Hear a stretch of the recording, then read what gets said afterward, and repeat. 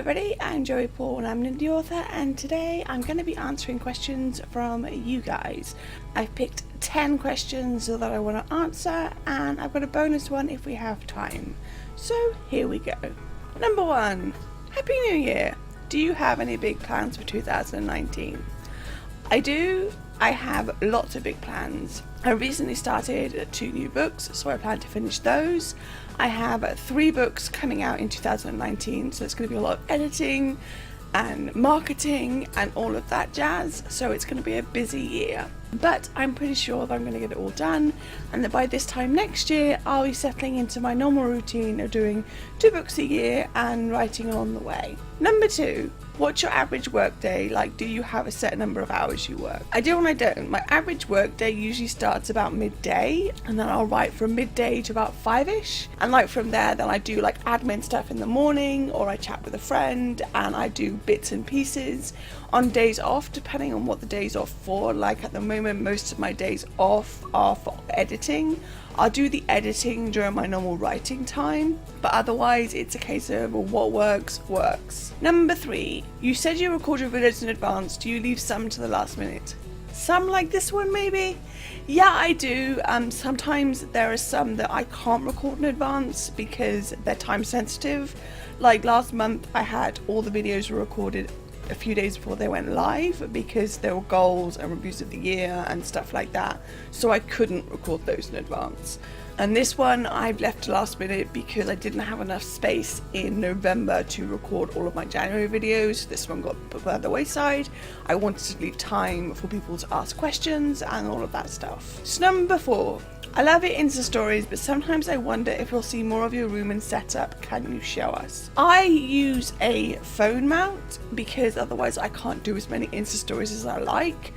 The reason you don't really see my desk area is because of where the phone mount is, but I will try and do some Insta stories in the coming weeks about basically my setup, because I have tried to do some Insta stories where I hold my phone and you can see different parts of my room. I have done photos of my desk and stuff like that, but yeah, I basically have a lazy mount, that's what it's called, and I use it to keep my phone face level. Number 5. I've seen that you use sticky notes to keep organized, but have you ever thought of like a bullet journal? I've seen bullet journals, and basically I love the idea of them, but it would never work for me for 2 reasons. 1, I'm not that artistic and I'm not that good at making what matches my head picture match the picture in front of me. So I think I'd just get frustrated because things would look messy and not anywhere near as nice as they do on Instagram and Tumblr and all the rest of it. And 2, the fibromyalgia makes it hard for me to write with a pen. So the reason I do sticky notes is because I can type them out and all of that jazz, and a bullet journal would basically negate that, so I can't do it physically. But it has crossed my mind. Number 6. Last time you did questions from readers, you had to pick favourites. What characters of yours do you not relate to at all, and why? So this is one of the reasons why I should look at these questions like in advance and work out what I'm going to say, because these are never scripted. I don't relate to people like Katara's dad and stuff like that. I don't relate to him very well, but I don't hate him. There are some characters that I've written that I found very hard to relate to, but none of them I've ever thought are horrible characters as such, and that includes some bad guys.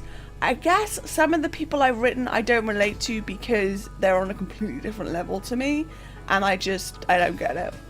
But I can't think of one particular character that strikes me in my mind as like, I don't relate to this person at all, and this is the reason why. So I can't really answer that one, sorry. Number 7. How long do you wait between finishing the book and starting the editing, and why? I usually wait about a year because it's good to get that much distance.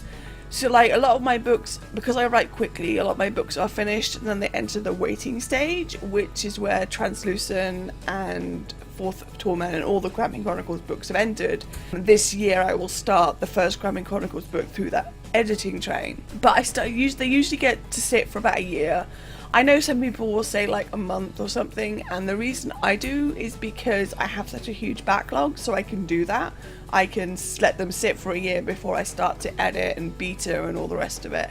But generally speaking, they've gone through at least one round of CPs, so they have had some editing done, and the reason why is because it gives me a lot of distance. It allows me to completely forget about the story, and then when I go back to it, I'm reminded of the story, but I'm also reminded of the glaring errors, so that's why.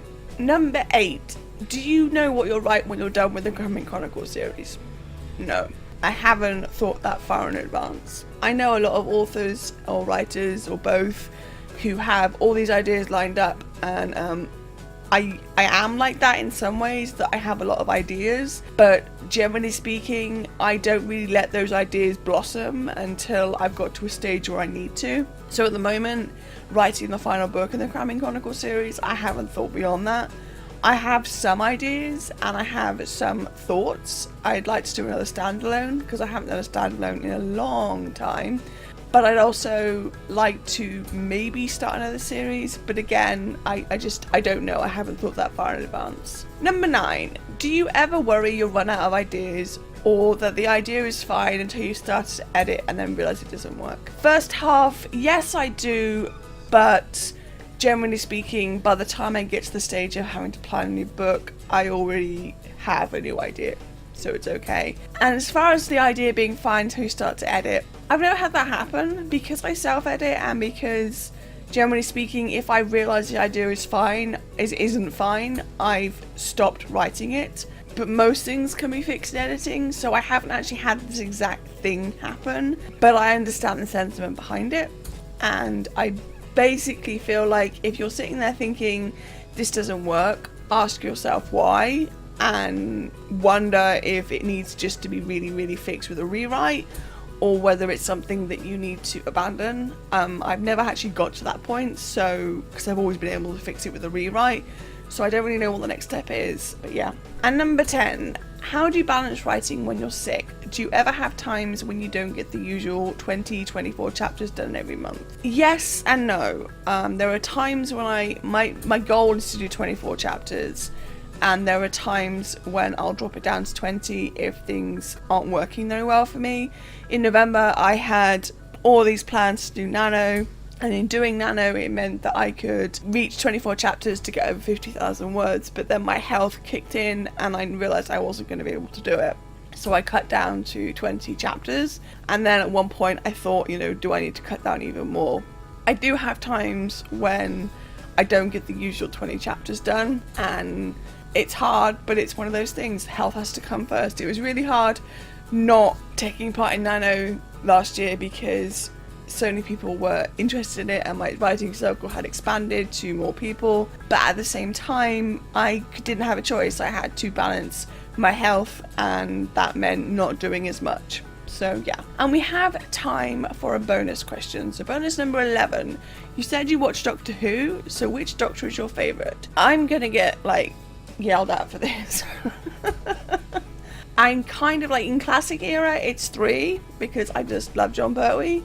In new era, it's probably 11 or 12, but more 11 I think. So yeah, I'm gonna get yelled at for that no matter who I pick, so yeah. So there we have it, all my questions with all my answers and all of that jazz. If you've ever got a question for me, you can leave it down in the comments below, or you can message me on any of my social media sites and I will probably answer either there and then or in a video like this. So that's all I have time for today. If you want to get in touch with me, you can comment or subscribe. I post new videos on Thursdays. You can find me all over social media and my books are available everywhere, all the links to which are listed below.